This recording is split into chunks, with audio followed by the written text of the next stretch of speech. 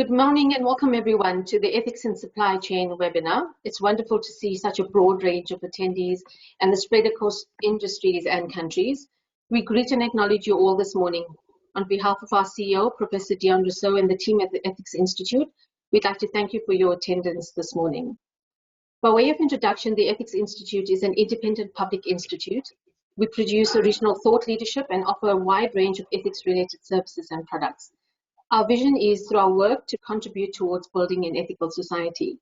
We invite you to please visit our website at www.ti.org.za for more about us. My name is Fatima Raad. I'm an ethics subject matter expert at the Ethics Institute, and I'll be your moderator for today's session. So here we are. It's August 2020. In South Africa, it is Women's Month. And what a year 2020 has been. Before we get into the business of the day, please can I respectfully ask you to join me in pausing for a moment, taking a deep breath and observing a moment's silence to remember those who've succumbed to the global COVID-19 pandemic, our mothers and sisters who've been victims to the gender-based violence, and our brothers and sisters across the world who are suffering human rights atrocities.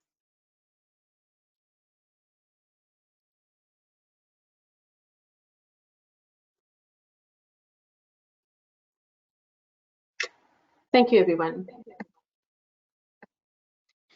We're really excited about our session today. We have a fantastic lineup for you, and we hope that you're just as excited to be here.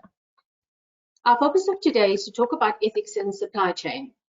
We've all heard of endless cases of companies that have suffered huge reputational damage due to unethical practices in supply chain. These transgressions range from human rights issues to poor environmental practices to corruption. Regulatory reforms are increasingly placing a responsibility on companies to consider the ethics of their suppliers. In our session today, we're going to be discussing the important matter of ethics in supply chain, as well as to introduce you to the Ethically Aware Supplier Induction Program, or EASY as we know it. This was conceptualized by my colleague Chris Dobie, who you've already met. Some housekeeping before we get the discussion going.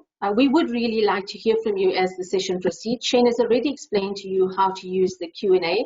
Please do so. We're going to be keeping a close eye on this, and we'll try to bring your inputs into the discussion. Again, if you have any technical challenges, please do let Shane know. He's available to help you. Without any further ado, let me introduce you to our panelists for today. First up, we have Hemant Harilal. Hemant has over 15 years of broad-based organizational leadership and operations excellence experience across various industries. His experience encompasses operations and engineering management, organizational strategy, and turnaround. He is currently the Managing Director of the Chartered Institute of Procurement and Supply, where he is responsible to lead the organization in sub-Saharan Africa. This role provides Hemant with an opportunity to elevate the strategic importance and intent of procurement. Hemant brings into our panel today his rich experience as well as the perspective of the CPIS as a professional body that works with procurement. Hemant, good morning and welcome, and thank you for being with us today. Thank you very much, Fatima. Good morning to everyone. Next up, we have Gautam Jain. Gautam has over 18 years of diverse experience in areas of procurement and supply chain. He is currently working with the MTN Group as part of its global sourcing and supply chain team. Global is responsible for supplier management at the MTN Group and has built a supplier management framework which looks at the entire life cycle of supplier. Gautam has developed robust supplier onboarding processes, which includes a full pre-qualification and onboarding, and uses a number of tools and systems to support across the value chain. Gautam's background includes managing sourcing processes, negotiation strategies, supplier management, contracts, financial planning, and cross-functional collaboration. Gautam brings his technical experience and insights from working in the procurement field to our panel today. Gautam, thank you for linking up from Dubai. Thank you, Fatima. Good morning, everyone. Morning. Last but not least, we have Chris Dobie, who you've already met. Chris is the Senior Manager for Organizational Ethics at the Ethics Institute. Chris's main focus is on ethics management in the public sector, with a special interest in corruption prevention. Chris has conceptualized and led the development of TEI's flagship initiative, the Ethically Aware Supplier Induction Program. Chris is also wearing a number of hats today, Chris. In addition to being a panelist, he'll also keep an eye with me on the Q&A box, and between us, we're going to try to manage that. In addition, Chris is going to introduce Easy to you. Chris, thank you for leading us on this important matter, and welcome to you onto our panel. Thank you very much, Fatima. To our panelists, we're really excited to have you today. Thank you for joining us and making time for this important discussion. Let's get started with the focus of today, which is on ethics in supply chain. Hemant, if I can please start with you.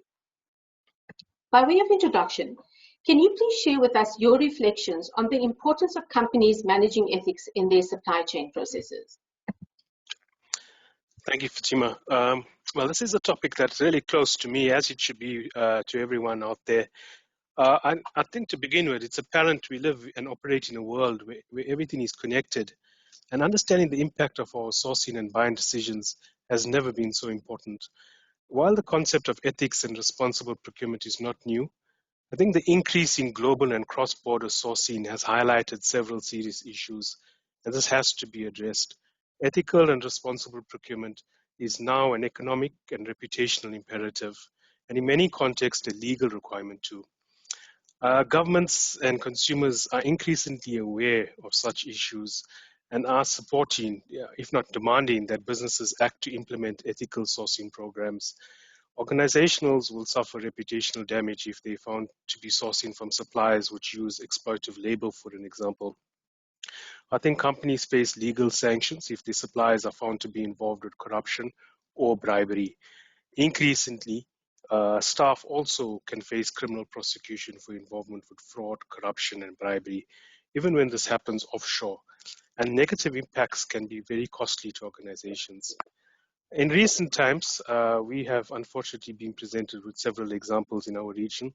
State capture is the big standout example for us, and it's a huge blow for all South Africans, where it's alleged that businesses and politicians conspire to influence a country's decision-making process to advance their own agendas. I think we saw widespread corruption, the weakening of institutes, and large-scale compromise of governance. And, it was government organizations, organs of state, and some of the heavyweight state-owned entities like SABC, Eskom, Transnet, PRASA, and SAA, to name a few. But yet attached to this, we also witnessed some reputational damage that was also suffered from various illustrious firms just through the association.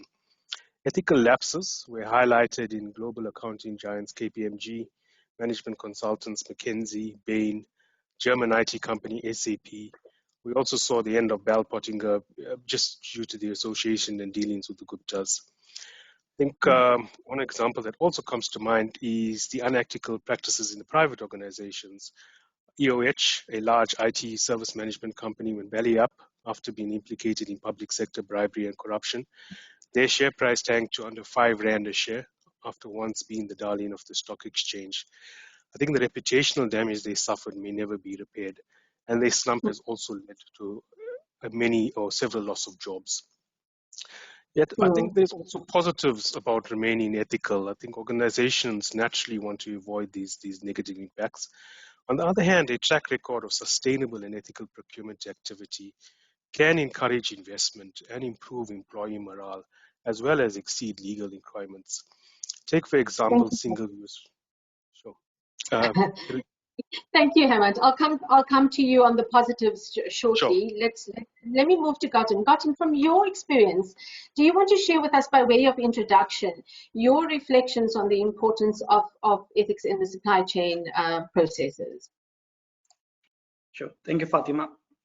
I mean, if I talk about from an organization point of view, I think it's a responsibility, and as an MTN, it's important for us to conduct business according to local and international laws, and adhering to the highest levels of ethical and moral conduct.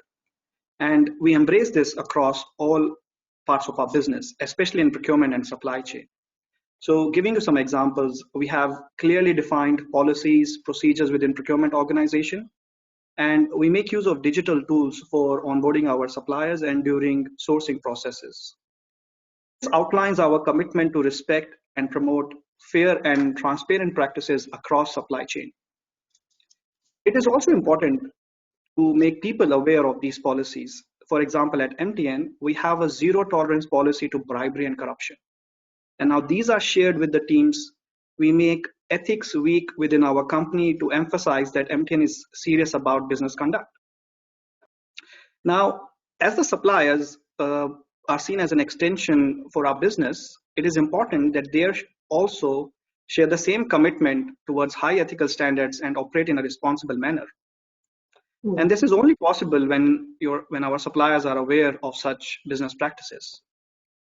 To this, we have developed a supplier code of conduct, which sets out a minimum standards that each supplier must comply with. And we have made it mandatory for the suppliers to acknowledge this code of conduct, and it is a prerequisite for supplier intending to work with or do business with MTN. Now, in 2009, we acknowledged the importance of supply chain of being a sustainable organization. And as a result, we focused on enhanced pre-qualification process. We ensured that suppliers signed up to our code of conducts and they complete the pre-qualification assessments prior working with MTN. And we've seen this, around 1,500 suppliers accepted MTN supplier code of conduct.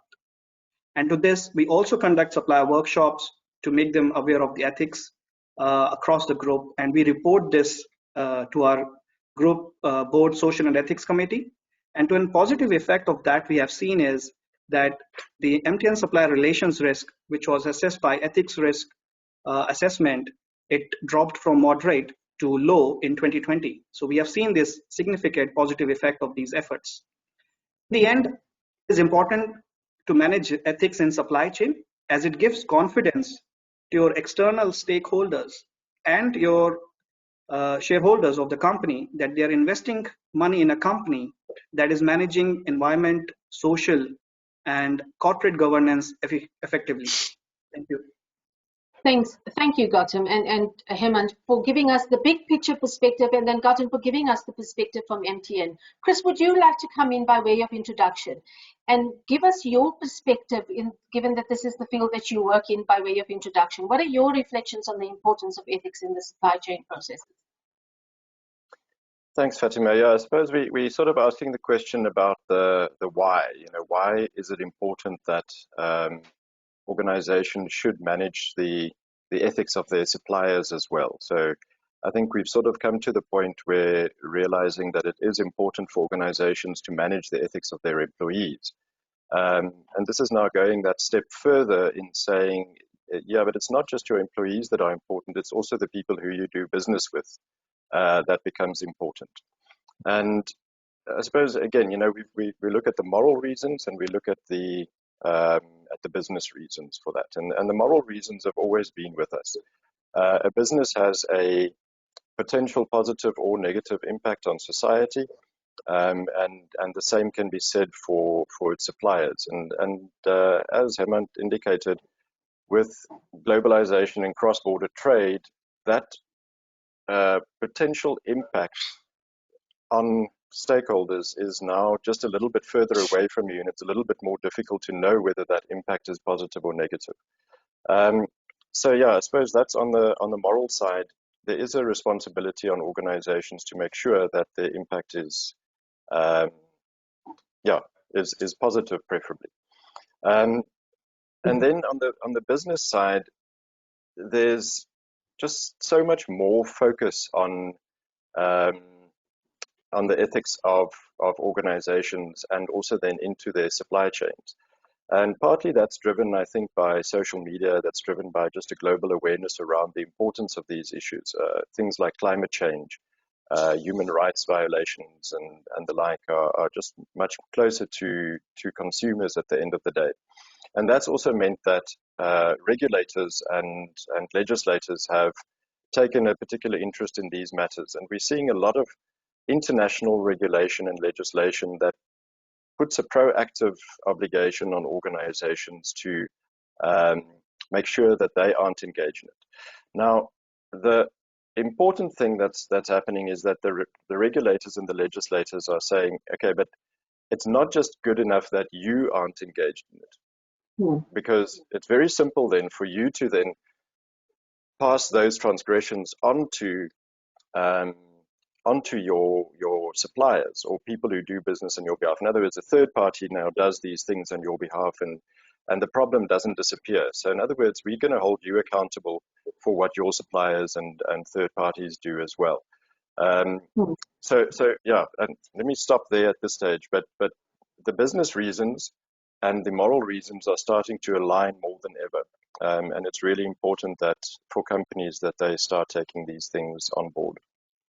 Yeah, thank you, Chris. I mean, that's a very important point to take us into our next point, because one of the major challenges that we look at is then if the multiplicity of risks that exist in the space, how do companies then start to manage or mitigate the risk? And before we get to that point, perhaps if we can pause for a moment, Hemant, and turn our focus to the key risks that companies need to be aware of from your perspective when engaging with suppliers. If you can pick up from where Chris has left off and focus specifically on what for you are the key risks or the main ethical risks. Yeah. So I think just by definition, ethical procurement, it's often referred to as responsible procurement. And it's the process that respects fundamental standards against criminal conduct and human rights abuse. And that criminal conduct can be bribery, corruption, fraud, conflict of interest. And human rights abuse is really associated with modern slavery. And we also have this element that's featuring quite strongly in global markets around sustainable procurement.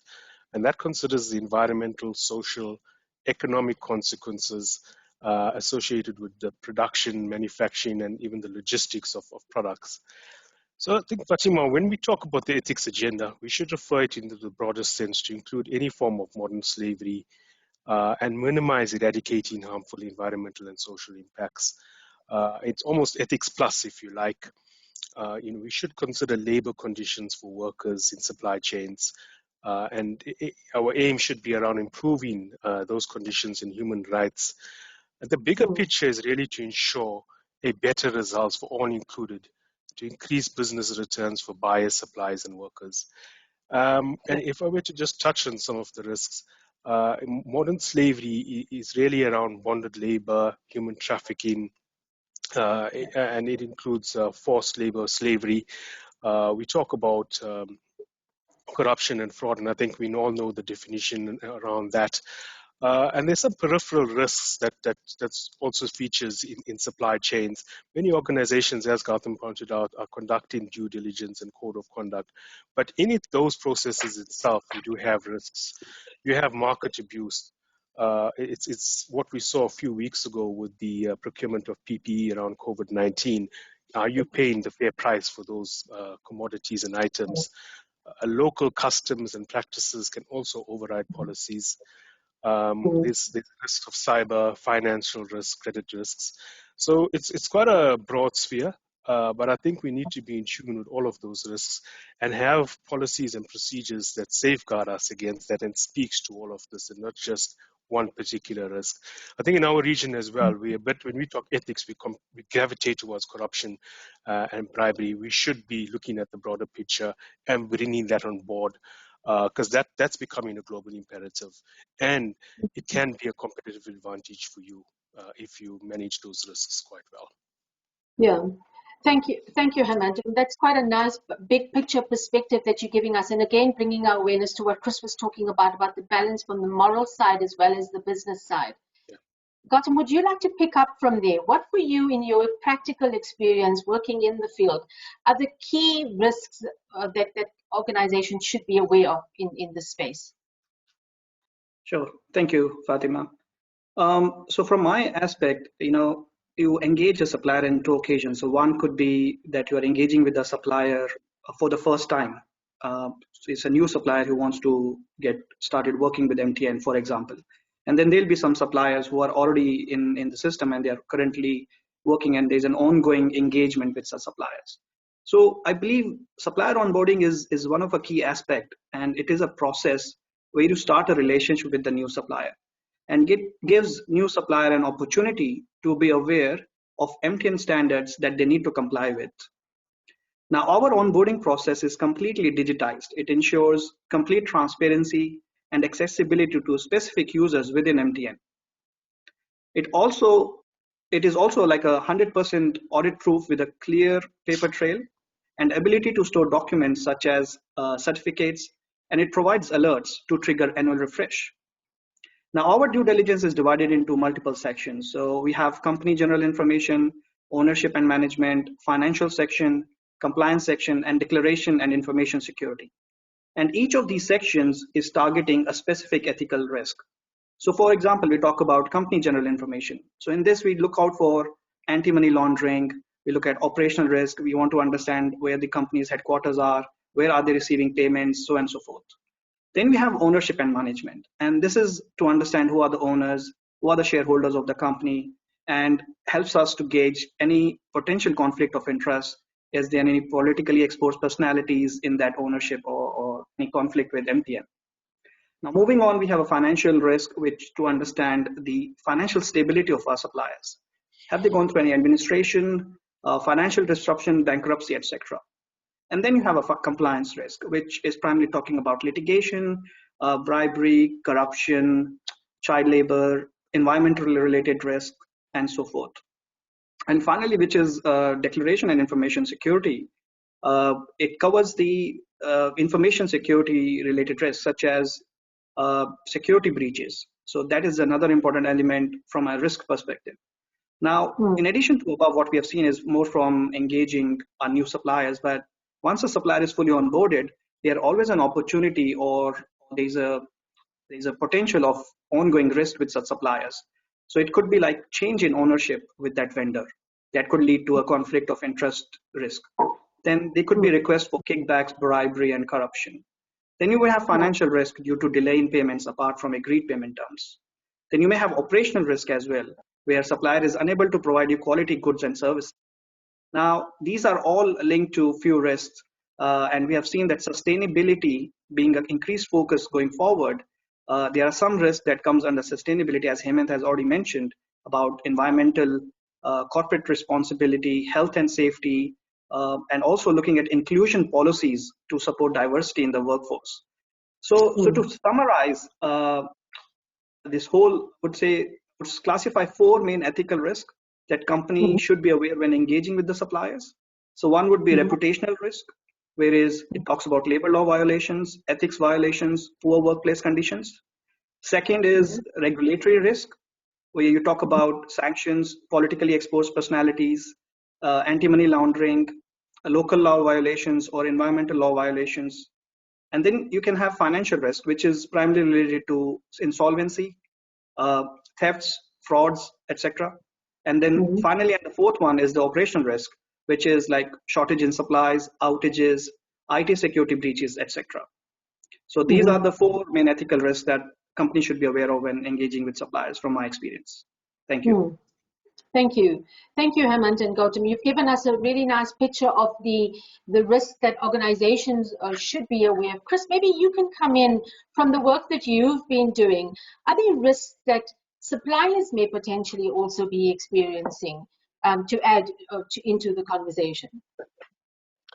Thanks, Fatima. Yeah, just one comment. I find it quite interesting that the reputational risk and the regulatory risk that Gautam has referred to, there's quite a bit of overlap between those things. And I suppose it's like I said earlier, the regulators are taking the reputational things quite seriously now. But I think from my perspective, to just say companies need to also have a little bit of a risk-based approach to how they decide what is important for them. So what is material in terms of how they engage with their stakeholders? Because I think it can become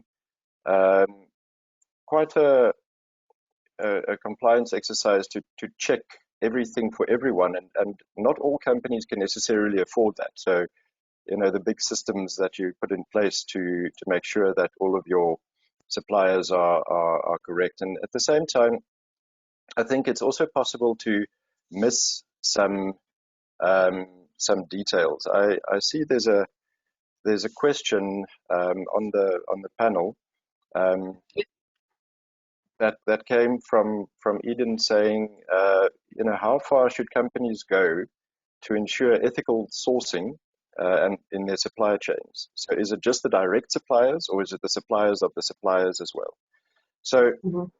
for that, I would say it depends whether this is one of your major risks or not. So if you think about, let's say, a Apple that manufactures smartphones, um,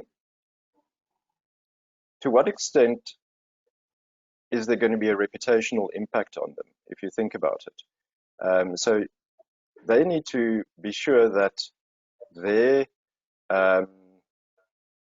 they're sure that right from the sourcing of the materials, the it's done fairly and equitably, and it's environmentally correct, and the like. So same thing with someone who is, let's say, a Nike for or something like that, that there isn't child labor in any part of their supply chain. So it depends what it is that you do and what is the most material issue to you. So in other words, you might not do that for the company that provides your security services.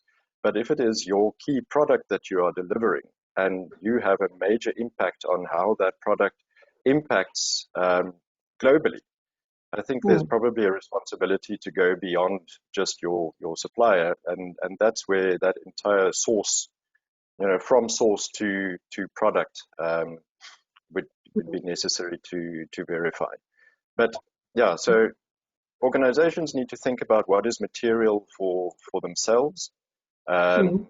So if you think about a company that is in the um, mining sector or construction sector, then health and safety is obviously a very critical issue. If you're Yeah. subcontracting your manufacturing, you need to be vigilant for modern day slavery and child labor. Or if Mm. you in the technology space, things like data privacy. I think we've just seen the big data privacy leak in South Africa, Mm. in the banking industry. And that, again, it wasn't the banks themselves, it was a service provider Mm. where that leak occurred. So, yeah, thinking about what is it that is material to your business and Mm. focusing a bit more on those issues. Just from a SME perspective, so we've now been training small and medium enterprises um, on ethical challenges as part of the Ethically Aware Supply Induction Program. Um, and all of these things are quite important, but the point where they engage most, that you can see gives them the most headaches on a day-to-day basis, is still the corruption front, just as a matter of interest. Mm. Thank you, Chris. I mean, Chris, are you able to see any other questions? I seem to have a slight challenge here. No, that's Are you the only one at the the moment. only one? Okay, great. Hemant, I want to come back to you. I mean, we've got quite a nice picture in terms of the risks, both from a big picture perspective and then honing in specifically. And I think Chris is also bringing our attention to the concept of materiality and what is important for organizations, and that it would differ from organization to organization. And we're also starting to get the appreciation for what is potential risks that that SMEs themselves could face in this space. Let's look forward in terms of how can we then manage the risks proactively, as well as reactively. From your experience, are there any suggestions that you have, having identified the risks, how would one actually navigate this and be able to move forward? Yeah. Hemant, if I can start with you. Thanks for so I think Gautam gave a fantastic example of what they have, onboarding Yes. suppliers and the software. And we've come a long way. There's numerous tools at our disposal to either assess our risks or analyze it and provide mitigations, and limit severity as well. And with the advent of technology as well, Fatima, it's just created a lot of transparency of supply chain, and that's something that's quite fundamental to ethics. And Gautam mentioned they've also used an IT system, to onboard the suppliers. It's fully auditable. There's a paper trail behind it. I think you could always use something like that. But I think just for any particular person, your moral compass needs to guide you in this, and it starts with awareness. So it comes about with a lot of training, lots of awareness around the topic, webinars, reading up on it, looking at case studies. Then that awareness starts creating pathways, for you to look into your own supply chain, and it helps you to identify those vulnerabilities. Now, in terms of addressing them, I don't think it's just wrapping the supplier across his knuckles and breaking off the relationship, but I think it's more remedial. It's getting them to understand your stance, your policies, your procedures, always going back to those positions and helping them to try and improve themselves. And yes, if there's a case of, let's say, bonded labor, it's probably not a supplier you want to continue with. You can't tell him, I'll give you 3 months to fix this. I think report the issue. Let him come back and provide his case on how he's remedied the issue. A lot of the times the suppliers, especially in more third world countries with these migrant laborers, do not understand the implications of their actions. They believe they're doing this for the lowest cost product or the highest output. They do not understand that this is wrong. So it's about helping each other, and I think it's not about taking the beating stick and doing away with the supplier, but it's also, I think the organization needs to drive consistent behaviors. This doesn't only sit with procurement or supply chain, it comes from everyone within the organization. It needs to be the ethos of a company, and everyone needs to speak with the same voice. In terms of other proactive stuff, yeah, I think the policy is really continuously to recalibrate the policies that speak to the practicalities of supply chains, address bottlenecks in those policies. Sometimes policies on paper it looks really good, but the practicality of it, there might be loopholes that's taken to ensure the product arrives. For instance, whether it's facilitating a bribe for a customs officer, understand why that bottleneck takes place. And I'm not saying the bribe is absolutely a no-no, but address the process bottlenecks, in these policies and make it a bit more enabling. So that's what I would say, yeah. But I think there's a lot of tools, assessments at our disposal, and that can help you, churn out the outputs. Hemant, any thoughts on the reactive side before I move to Gautam? You've talked a lot on the proactive side. Yeah. Reactive, that's a bit tricky. I think for me, it's the immediate thing would be to report it, to a corporate ethics officer or internal audit. Often in SMEs, you don't have this structures within the organization, but it will be to report the matter and just create some transparency and put a spotlight on it. And I then think also to deal with the supplier immediately, either terminate the contract or suspend the contract temporarily, investigate, and don't jump to conclusions, and just get the other side of the story, and then formulate your response. There's a lot of work that's been done in private organizations in South Africa around due diligence and whatever, but these are the things that take time. But often when the cases surface that there is a discrepancy or disparity, what to do with it, I think people are at a loss with that. But the internal structures of those big organizations need to help those individuals in terms of how do we address this, what's the process, and which path do we follow. So you're looking at internal audit, you're looking at corporate ethics officers, and you see more of these roles featuring in organizations. Yeah. Hemant, thanks. Giving us that balance both from the proactive side as well as the reactive side. Gautam, you've given us, in your previous response, already given us quite a nice introduction to the efforts that you are taking through the onboarding process. Perhaps you want to add to that and talk a little bit more in any experience that you perhaps want to share on the proactive side, and then if you can also from your experience reflect on the reactive side in terms of managing the risks that we've talked about. Gautam? Sure. Thank you, Fatima.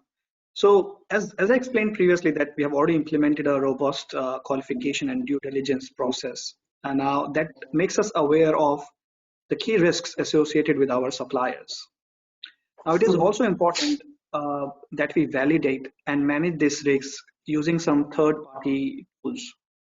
As Hemant mentioned, that there are some tools available in the market. So I'll share some of our examples and what the tools we are using.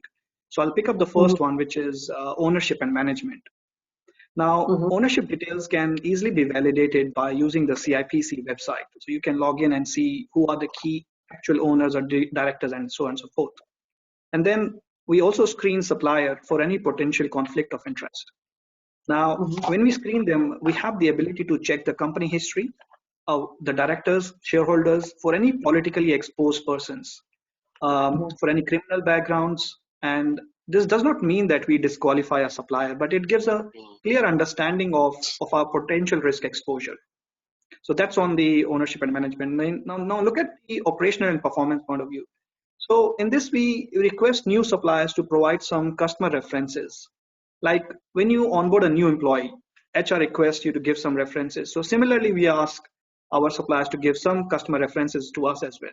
And then we try and reach out to these customers with a brief questionnaire, asking these customers how had their delivery, quality, and overall relationship with that specific supplier. So this is where we try and manage and validate that risk from a third party as well. Now, from a financial risk perspective, we also request new suppliers to provide their audited financial statements for last 3 years. And that is assessed by our finance team. They look at different financial elements. For example, you'll have current ratio, return on equity, return on assets, growth in revenue and profits, etc. So that's where we are able to assess and validate the financial risk with that company. Now, as Hemant also mentioned, that it's important that it should be a approach that all other business stakeholders are also involved in your management of risk and supply chain. So at the end of this all due diligence process, we have a cross-functional team which is established to review each of these sections. So for example, we have a representative from finance, legal and compliance, and the information security. And they assess these responses, documents, the certifications provided by the suppliers. And accordingly, they give a risk rating, which could range from a low, medium to high risk. Now, I believe it is an effective way to proactively manage risk for your new suppliers as you haven't yet started a business relationship with them. However, as the extensive questionnaire, it also makes us different ethical risk associated with those suppliers and the severity of such risks. Now, it doesn't mean that their risks will remain same in future as well, because and we need to review the risks ongoing. Now, with this, we conduct an annual verification of the supplier. So we do like an annual health check on our existing supplier base as well. And now I will talk about how do we manage this more of a reactive way of some of the risks in our organization. So I think one biggest aspect is about risk related to bribery and corruption, fraud, etc. As I mentioned before, that MTN conducts its business with highest ethical standards, and it is important for our suppliers to be aware of such policies and procedures. It is also important to align such ethical standards with our suppliers as well. Our main focus is on anti-bribery and corruption, and to this extent, we communicate our policies with the suppliers during festival times, such as Christmas. Now, the timing is a key here, because if you send a communication somewhere in April or May, by the time we reach the festival period, they may have forgotten about it. And the purpose of such communication is to raise the level of awareness among our suppliers, and also to remind that MTN has a zero tolerance approach to bribery and corruption, and does not in any form allow facilitation payments. That is, a supplier should never have to pay any MTN employee kickbacks or bribes in any form or manner to include any business with MTN Group. Now, this communication, we also urge our suppliers to report the violations on such policies, which is again managed by a third party. And we guarantee that no supplier will be prejudiced in any business dealing should reports be made in good faith. Now, this is an effective way of managing risk related to bribery and corruption.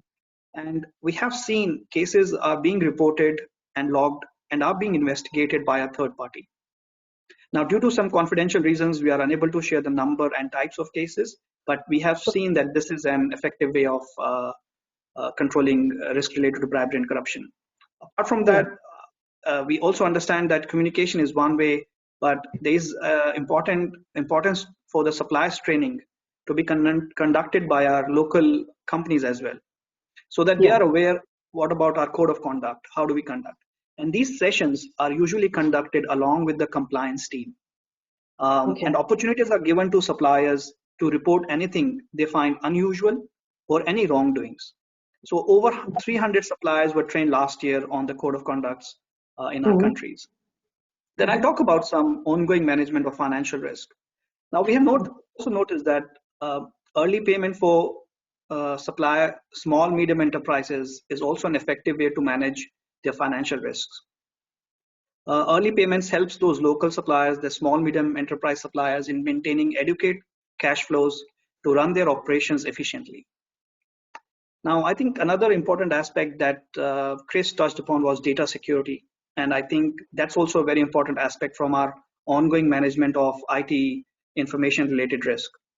Now, with the advancement of in technologies, the use of digital tools, ensuring data protection in the supply chain, which is also important for us to manage risk related to data security breaches and so forth.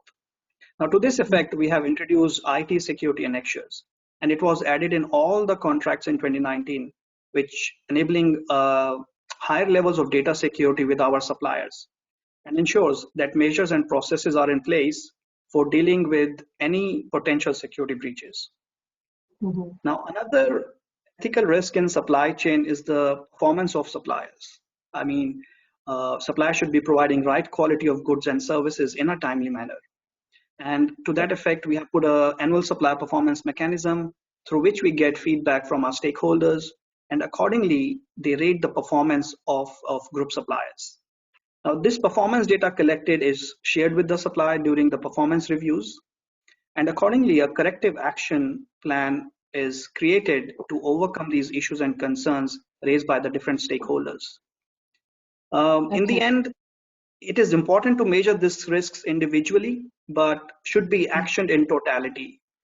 Now, though each risk elements are important, but some may require additional attention and focus based on the company strategies.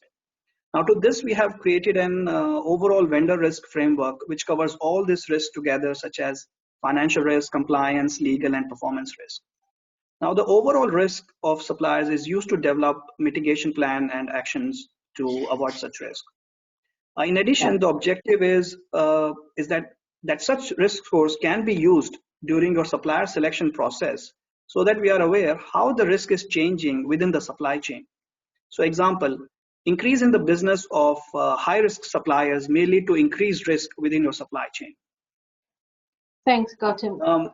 So just last point, Fatima. In addition, I think Ethics Institutes conducts an ethics risk assessment, and MTN Group has been audited every 3 to 4 years. That also includes an element of supplier relations, which allow us to keep track of ethics risk in this domain, and also to implement appropriate interventions to actively manage such supplier risk. So this is a contribution from Ethics Institute as well, helps us to know what are the key risks in our supplier relations. Thank you. Thank you, Gautam. I mean, that was really extensive and gave us a really nice, in-depth, practical picture of how one is able to manage these risks. Chris, I want to turn to you. From the work that you've been doing in your space, do you want to pick up and specifically maybe talk also about risk mitigation, but from the perspective of organizations working with suppliers and creating awareness with suppliers in terms of ethics? Chris, over to you. Thanks, Fatima. Yeah, before I do that, I just sort of have a cheeky question for Gautam. I mean, the extensive onboarding process that you have, I can't help but wonder if the South African government utilized a similar process. How far do you think it would go in mitigating some of the COVID tender fraud that or corruption that we've seen now? I was just thinking, that it just seems like it would be something worth pursuing. What is your take on that? Absolutely, Chris. I mean, the only advantage is that it's a detailed questionnaire covering 5 sections with 36 questions overall, goes in detail. But again, it is important for us to not only review those questions, but also to validate those responses. And that validation is also a key aspect when you implement such processes or questionnaire in place. So I believe that is something is important as well. So I suppose, yeah, the challenge with government is that they've got a tremendous number of service providers, and just doing all of the due diligence for them. But I can't help but think that it would go a long way in preventing some of the corruption that we see. But I guess awareness and communication of such policies and practices would be an effective way. And also making people aware is an important aspect of driving ethical practices in the environment.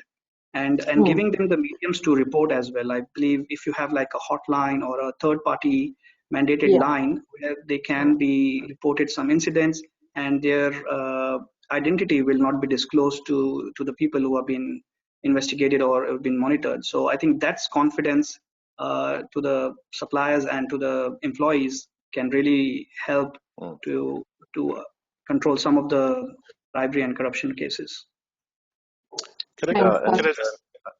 I want to sort of reiterate that as well, because the one thing that we came across in our engagement with the small and medium enterprises in the supply chain of large organizations is this need for them to be able to engage with the larger organizations, because it's frequently, I think, the larger organizations come into the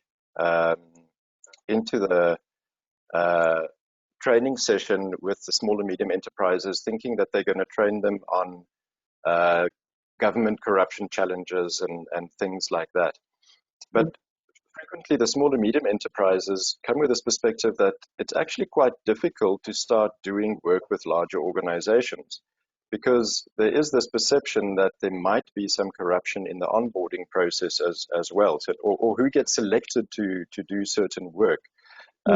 Or releasing payments. I think releasing payments is a particularly big risk area, where the larger organizations, well, not the organization, say, but individuals within the organization do try and manipulate the processes. So I think it's very, very important that it is communicated to the suppliers that there is somewhere they can go. In other words, our stance as a company is that these things should not be happening. If you know that these things are happening in our company, obviously that's where we need to sort out the problem first and foremost. Yeah. And then, Fatima, to just get back to the sort of, I suppose, the proactive side, what should an organization do? And I just have a sort of 5-point program. And the first thing that you need to do is to know the issues that are important to your business. So again, some kind of risk assessment where you just reflect on what is material, what are the material ethical issues to your business. So Gautam has talked about the reputational, regulatory, financial, and operational, but under reputational, if we think about ethical challenges, and I want to go to the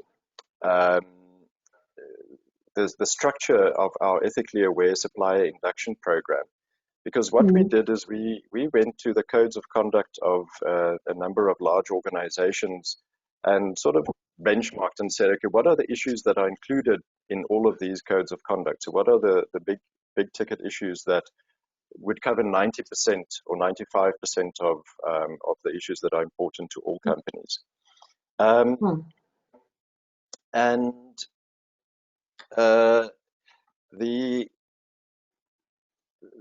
those issues relate, we then broke it into 4 areas, and coincidentally this sort of overlaps with the United Nations Global Compact, but it relates to, firstly, the doing business with integrity. So that's your anti-corruption, fraud, and all of those elements. So doing business with integrity is the first thing. Then it is treating your employees fairly. But under that, there's obviously a number of issues. So under each one of those, there's a number of issues, and you need to check which of those issues are important to you. So employee treatment is obviously going to be, well, it's important to everybody, but it's going to be more material to people who are working in a environment where there might be issues like slave labor and child labor and the like that is possible in their supply chain. Then it's your societal impact, and there we deal with general human rights issues, but also data privacy and various other challenges. And the last one is the environmental impact. So checking in each one of those 4 areas what the issues are that are important to you as a business. Then you need to put standards in place. So the first thing is you need to know what your issues are that are important. The second thing, you need to put those standards in place. So what is it that you expect from your suppliers? Be clear, communicate those things clearly. So generally, it's some kind of supplier code of conduct that you want them to sign up to. But it's one thing for them to sign up to this, and I think we see this happening very frequently. If you're being onboarded as a supplier, there's a stack of documentation that you need to sign. And yes, there's a code of conduct as well, but I don't necessarily have the time to read through this code of conduct because I need to get all of my documentation in. So I've got this code of conduct, but have I actually read it? Do I know what the gist of it is? And that's where the training is so important. And it's really good to hear that, Gautam, that you guys are doing training for so many of your suppliers. But this is also why we developed the Ethically Aware Supplier Induction Program, because it does make sure that people are not just reading the code of conduct, but that they have a very, they've got an understanding of what the ethical challenges are and the ethical issues are that they should be looking out for as suppliers, and making sure that they don't have those issues in their organization. And then obviously the monitoring. And that's where the hotlines or the reporting lines are important. And lastly is the enforcement. If you do find people that are engaged in wrongful practices, to enforce or engage with them, as Hemant has indicated. So let me leave it there. Thank you, Chris. I mean, that really sums it up quite nicely, because it takes it full circle in terms of what Hemant and Gautam have been saying, but gives us a framework within which to operate, and reminds us about the usefulness of trying to get balance and understanding your context, and trying to also be take the initiative to do training, which I think both you and Gautam have explained quite nicely. I'm conscious of time, panel members, and Hemant, I'd like to move to you. In closing, in 2 minutes, we've had quite a useful conversation, starting with your introductory reflections. What for you are the risks? How do we move forward? What would be your closing thoughts in terms of how does one move forward in this area that is complex, but we're trying so hard to do so much? What would be your kind of golden words of advice for those out there who are practitioners in this field? Yeah, sure. I think it's important that we all approach the future with responsibility and mindfulness. The opportunity is there for the taking for procurement and supply, to show the rest of the business that the issues sit firmly with this profession. You know, it starts with us, and it's just not about savings. Change is likely to continue. There's more dialogue around this than ever before. There's more tools, there's more content and knowledge. Yet I think it's going to be slow and take some time. But incremental change makes the difference. The biggest obstacle obviously will be resistance. But I strongly believe resistance will fall when benefits or penalties are real. So the time for action is now, and the cost of doing nothing is quite clear. Yeah, great. Thanks. Thanks, Hemant. That's quite a powerful message. Gautam, from your side as a practitioner, given the work that you've been doing, what would your message be to participants around this aspect of ethics in supply chain? Thank you, Fatima. So in this world of change, and I believe the associated risks are also evolving regularly, So I would like to talk about three specific points. So one is we should be constantly reviewing and assessing solutions to enhance the due diligence process, improve the robustness, and include additional data points that continue to improve and expand the due diligence of the organization which we work with. Second, we will continue to focus on digitizing decision support. So many of the digitization initiatives are driving decision support and help us procure the right products and services at the right time, thereby reducing waste as well as. So the need of air freight of products, the movements of delivery vehicles through consolidation of inventory and better transportation planning can help us reduce carbon waste in the economy and in the society. Third, it could be evolvement of anything. Now, with the emergence of COVID-19, we must, and as a important organization, there are appropriate measures to support the suppliers as they face the impact of this pandemic. So these are the three key points that I would like to give out to the participants and to the people who have joined this webinar. And I hope my experience and learnings will help them drive ethics in their respective supply chains. Thank you. Thank you, Gautam. Chris, let me turn to you. I mean, those are really nice words of advice from Hemant and Gautam.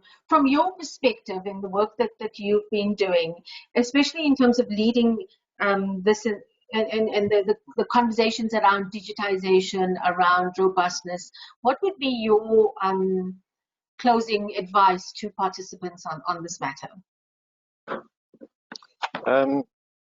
Thanks, Fatima. I would also just like to say to people, we're not wrapping up just yet. So we I'm still going to be answering some questions and just also introducing the Ethically Aware Supplier Induction Program. So yeah, but in answer to that, Fatima, I think there's a lot of focus on all of the technical things that we're putting in place, all of the checks and balances, and the fact that we're doing those does indicate that organizations are starting to take these things a lot more seriously. But we have a lot of instruments available there. But at the same time, I think it's also important to note that we shouldn't just have technical solutions. We should also have culture solutions. So we should still engage with people as people and bring them on board with a larger project as suppliers. You know, that we've talked very much about the risk side of engaging with suppliers. But if you think about it from another angle, businesses also they've got a potential for impact, because they buy a lot there. There's a lot of money involved and there's a lot of things. So that impact can be potentially positive or negative. So businesses can put forward a very strong social responsibility purpose. I read something about Pepsi-Cola, who is looking at making sure that all of their materials that they source are sustainably sourced in the next few years. And that sort of goes to organizational purpose at the end of the day. So it's not that we're doing these things purely for compliance reasons and because we're scared that we're going to be caught out.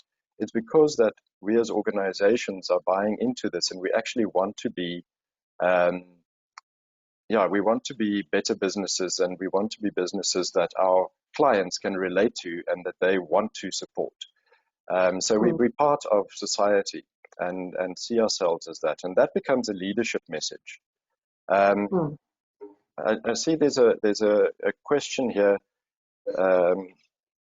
that says, the challenge is that organizations might have great values, including ethical values, but these are not properly communicated.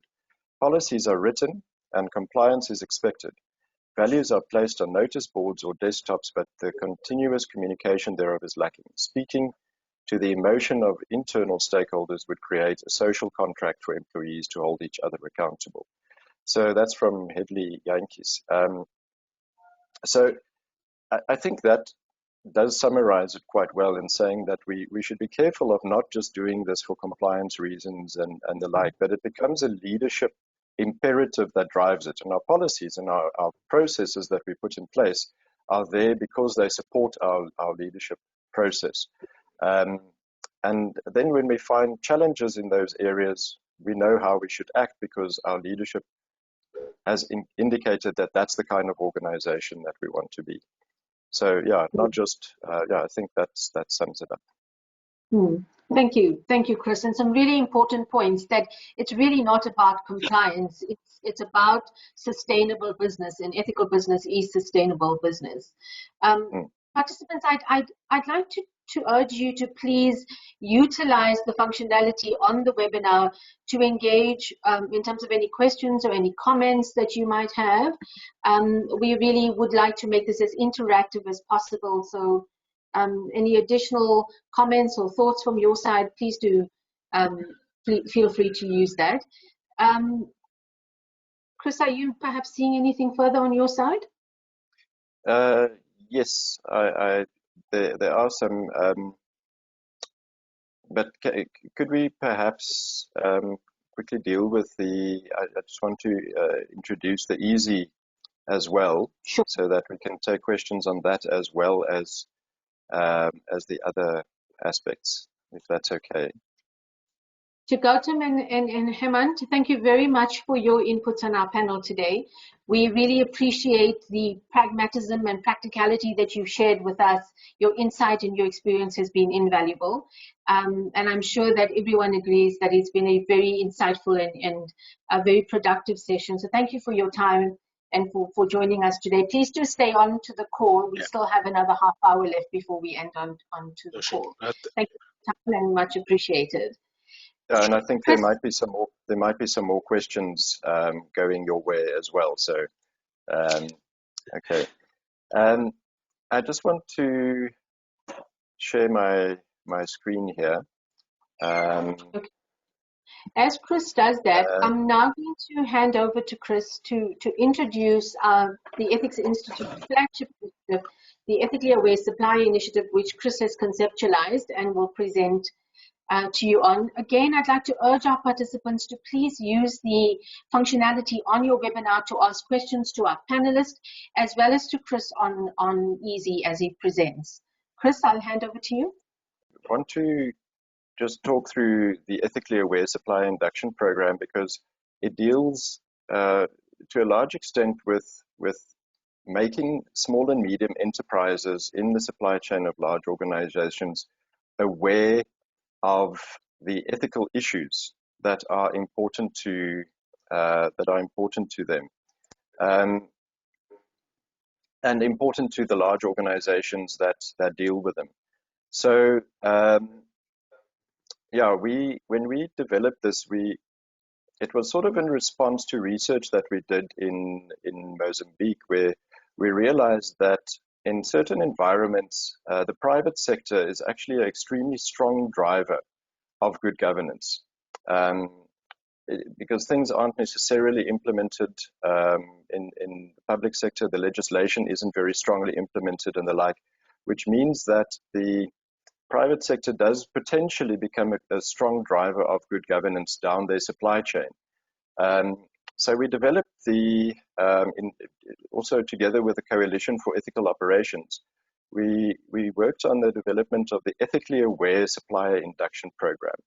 And the thinking behind this is that small and medium enterprises will undergo this training and be accredited as ethically aware suppliers. So obviously we can't say that these are ethical suppliers, but they're accredited as ethically aware suppliers.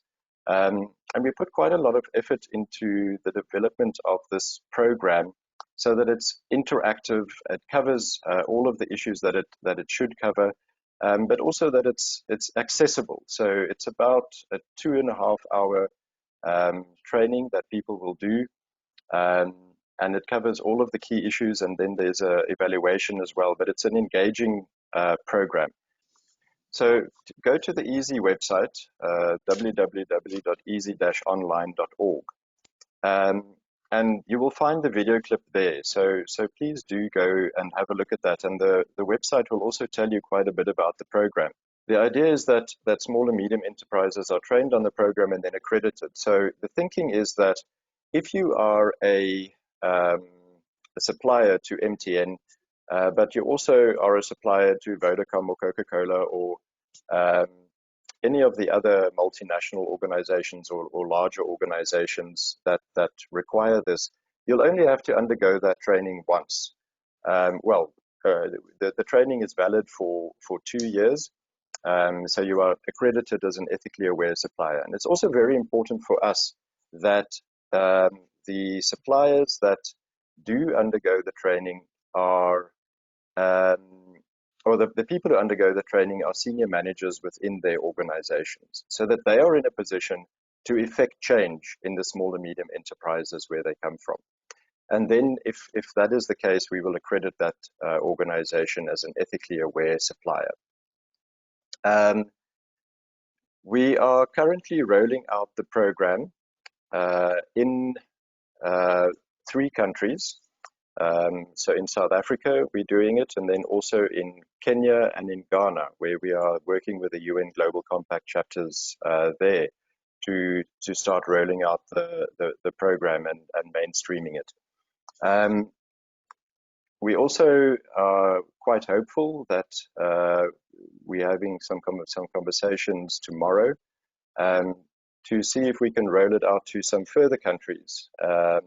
And we're definitely going to be rolling it out to Mozambique. So that's a certain. But we also want to roll it out to Ethiopia and Nigeria. So if you have operations in any of those countries, please, be in contact with us and let us know if you want us to, if you want to partner with us. So that said, currently, we are starting the pilot of this. Well, obviously we've engaged in the pilot of it already quite a bit. But what we want to do now is to give companies the opportunity to experience the easy training. And then we also have funding in all of the countries that we're talking about to make the training available to small and medium enterprises as well. So this is as part of the mainstreaming aspect of it. So we can make that training available free of charge at this stage to companies who, I suppose, are early adopters and come on board for a limited number of suppliers. In the longer run, there will be costs involved. But for now, as we are piloting it, we want to just get companies on board, get them to experience the program, and get their suppliers to experience the program as well, so that they can see the value add that it has, but also so that we can do some training for those organizations. The other thing that we want to do, which we've been struggling with obviously due to COVID, is to also train trainers. So we want to make sure that we train people within a large organization like MTN, for example, so that they can train their suppliers and engage with their suppliers on the ethically aware supplier induction program. Because we find that although there's a lot of value in the online program, and someone said there's about 80% of the engagement is in the online program as well, but that final 20% really just puts the human component to it. Where now, as a small and medium enterprise, I've got someone that I associate with it in the organization. If I have a challenge, I've got someone that I can talk to that's already there. And also, as a larger organization, you learn a lot from your suppliers as well about the challenges that they are dealing with on a day-to-day basis. And that you don't get through the online program, that you do through the face-to-face engagement that you have with the people. So I want to invite you, as attendees here, to please let us know if you are interested in participating in the EASY program. my company would be interested in participating in the EASY program. So this is not a contract that you're signing and saying that you want to participate, but would you like us to reach out to you with some information so that you can start participating in the program? So what we'll do first is we'll make the program available, the online program available to some people in your supply chain unit or your ethics unit, so sort of 3 people in a larger organization can undergo the training. So yeah, we'll send you a form. So think about who the appropriate people are that need to know that this is going to work for your suppliers. And then the next stage is that we'll say, okay, now you can identify a certain number of suppliers to undergo the training as well.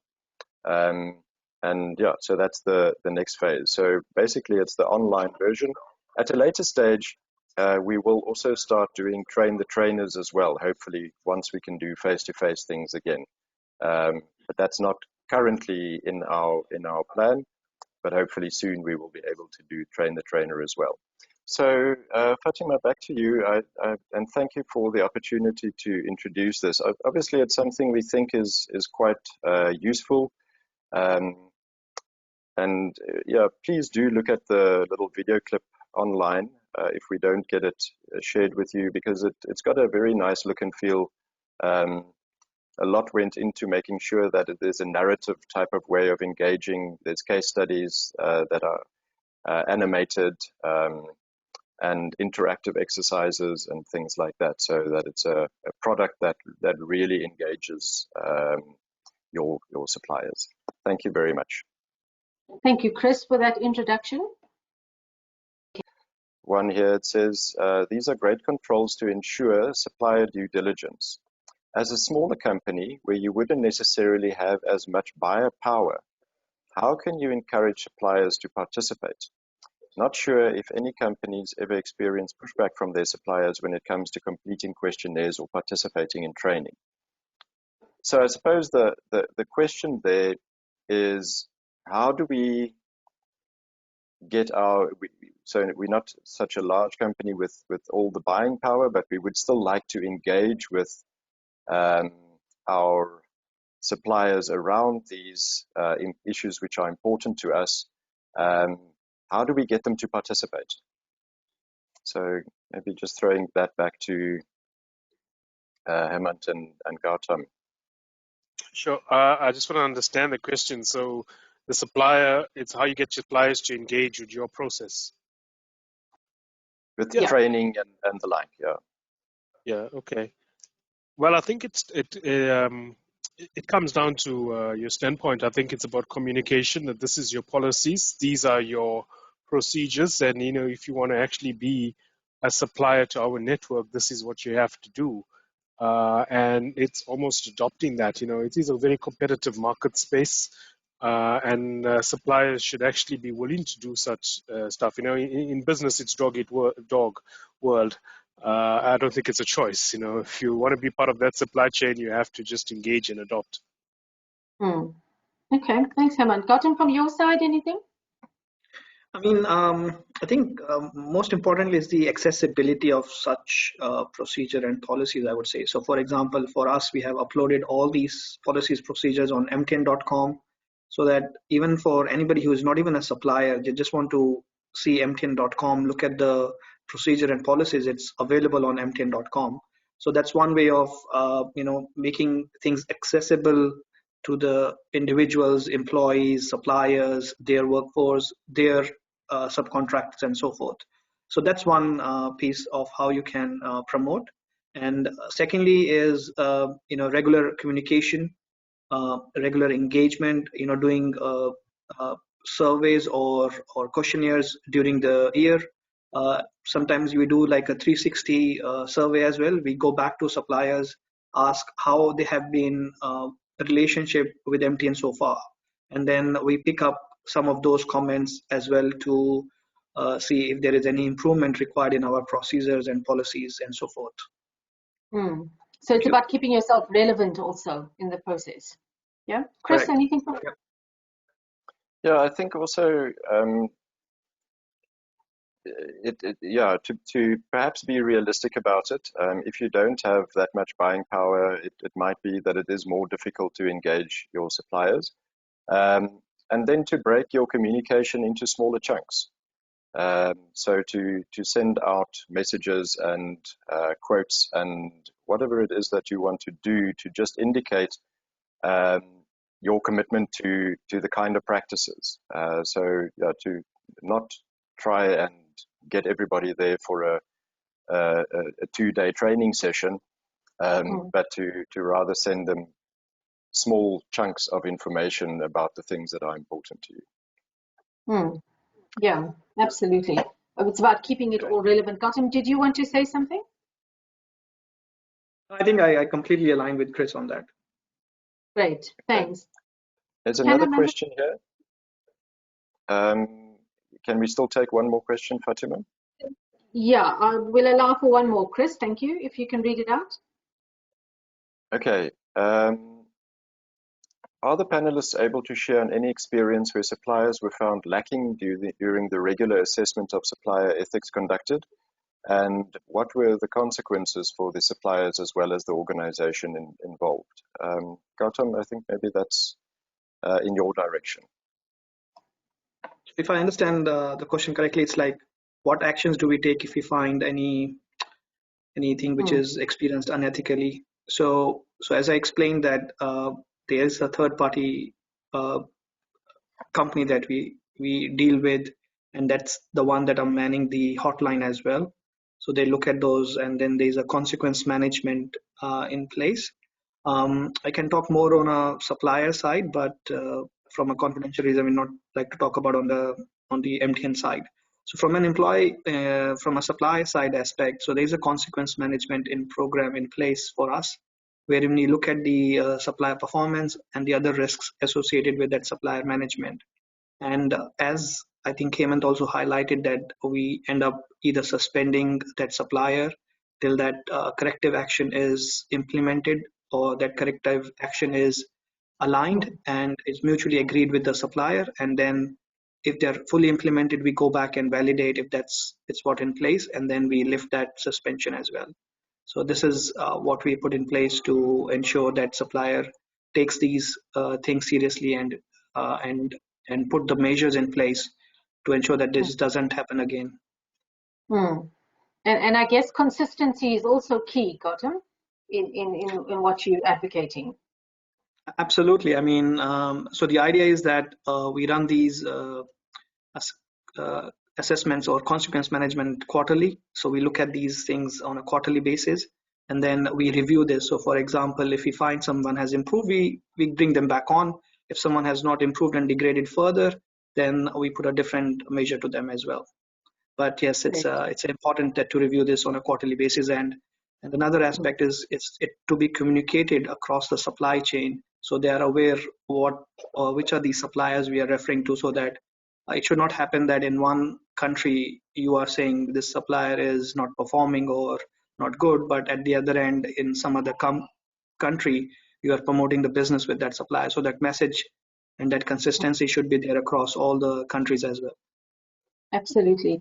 Gautam, thank you very much. Panel members, we've come to the end of our time together, unfortunately.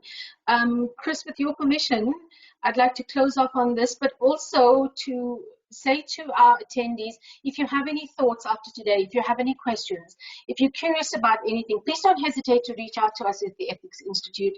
You have Celia's email address. Chris is at chris@ti.org.za. Please do feel free to continue the conversation after today, to expand your curiosity and to reach out. And if you have any questions for our panel members after today, I'm sure Gautam and Hemant, we can still put you in touch with anyone who would still want to reach you. Yeah. Thank you everyone for your time. I would like Shane, if you can please raise our CEO, Professor Rousseau, as a panelist to do the vote of thanks and closure. From our side, thank you very much for your time and your contributions today. Professor Rousseau, over to you. Thanks. Thanks, Fatima, and thanks to all our panelists as well. It has really been a very valuable session. I enjoyed listening to the whole 90 minutes that we were in it.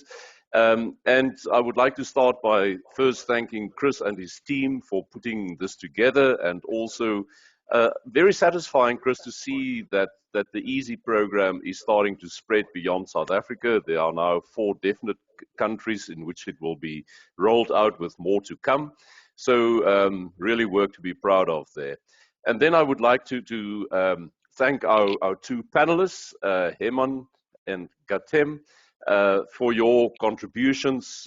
It's quite clear that you know your game, and thank you for sharing the insights, the finer insights, and especially your experience. I think people found a lot of value in it. I personally found a lot of value in it, so thank you for your participation.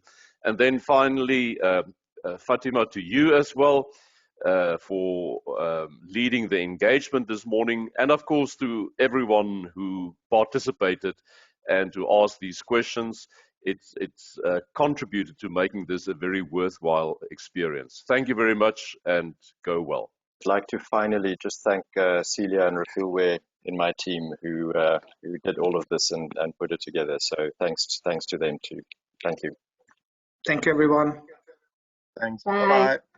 Okay, bye-bye.